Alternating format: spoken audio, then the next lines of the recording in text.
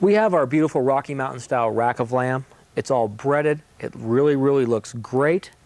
But we're going to put this in the oven. And an oven requires heat. So if we're going to put it in an oven, we're going to need a pan. You can use a big, beautiful pan like this. This pan, of course, is expensive. It's hard to clean.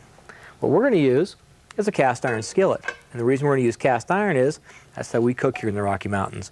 If you look, I put some tinfoil inserts in here, and there's a reason, because I'm going to elevate this lamb so that the heat goes underneath the lamb, so it cooks it thoroughly all the way around this lamb. And how you make these, you just take yourself a piece of tinfoil. This is actually pretty easy. Just like making balloon animals. It's pretty easy. You're going to go like this. You're going to fold it into a ring, and we're going to set this down. What this is going to do is this is actually going to match the butt end of this lamb as it sits in the pan. So let me show you how to put that together. If you look at the pan, you put it just like this. You're going to set it up, and the bones are going to be up. And we're going to make this like a cathedral. So keep thinking cathedral, okay? Think cathedral in the Rockies. Kind of match it up like a deck of cards. You know, bone, bone, bone. Just alternate them a little bit. And you'll see I now have this wonderful cathedral of bones and lamb, and it's all set up real nice. When this cooks, I'm going to have to cover the top of it with a little bit of aluminum foil. When you buy aluminum foil, make sure it's heavy aluminum foil.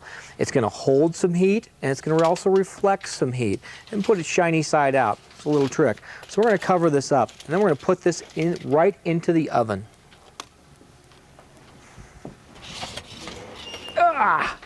Remember, this is about 3 pounds of lamb. For medium rare, it's 20 minutes a pound at $3.75. Now we have our Rocky Mountain style rack of lamb in the oven. It's time to clean up our workstation here and get ready to make some side dishes. We're back at our workstation, and if you notice, we've replaced our big marble surface with a wooden cutting board. And the reason why is we're going to make some side dishes. We're going to be using some very sharp knives. Remember, a sharp knife is a safe knife. A dull knife is a dangerous knife. First thing we're going to do, of course, we're going to season our board a little bit just because they get dried out. Up here in Colorado, things are dry.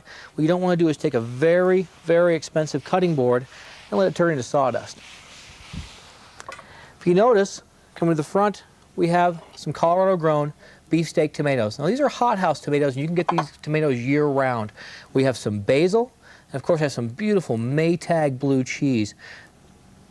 If you step back here, we're also going to have some mashed potatoes with sour cream.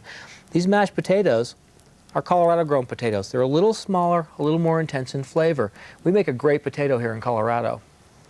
If you come over here, you'll notice we have asparagus. The asparagus we bought over at Tony's. It still looks wonderful. We're going to make a real nice sauteed dish out of this. I'm still going to have to trim the ends, of course. And we're going to actually saute this using some brandy, some butter, some sea salt, and some pepper. Let's start off with our salad. These tomatoes have been washed, been rinsed. They're ready to cut. If you notice, I have a very special knife. We're going to use what's called a tomato knife. It's serrated. It's going to cut this very, very, very cleanly. When you go to this tomato, we're going to have some big pieces here because we want beefsteak style tomato salad.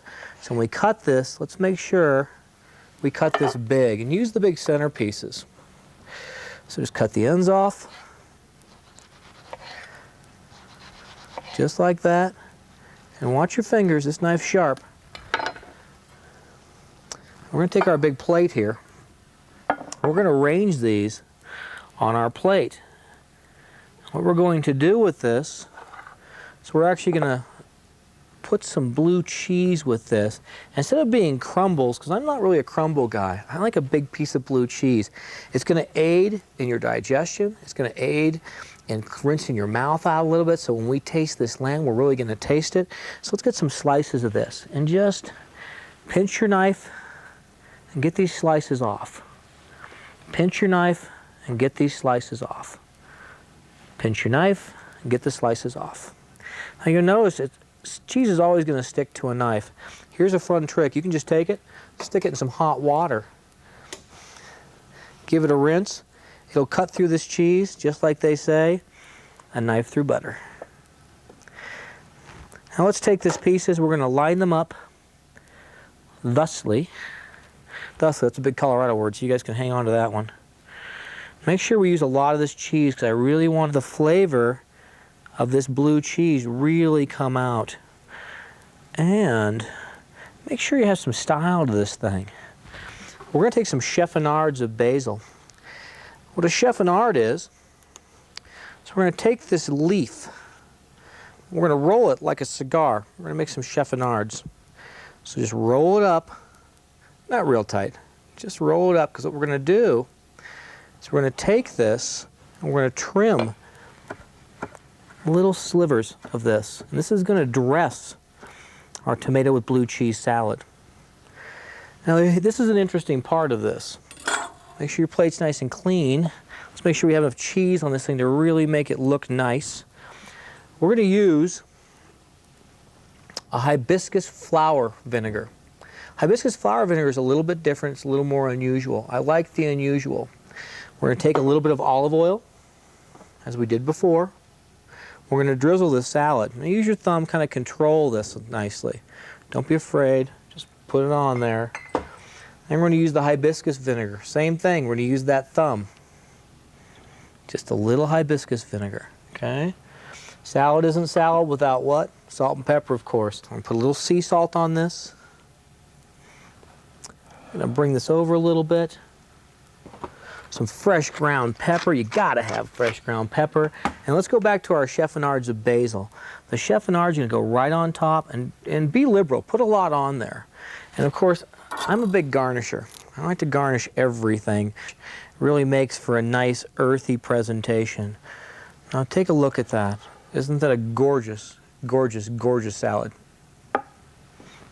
If you're having a situation where you can't find the hibiscus vinegar like we spoke about, let's even also talk about maybe some balsamic. This is a very, very intense flavor, so we're going to go kind of light on this.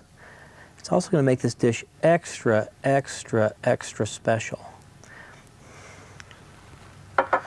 Now, doesn't that look really, really, really great? Now we're going to put this in the refrigerator for a bit and let it set. When we come back, I'm going to show you how to make those mashed potatoes.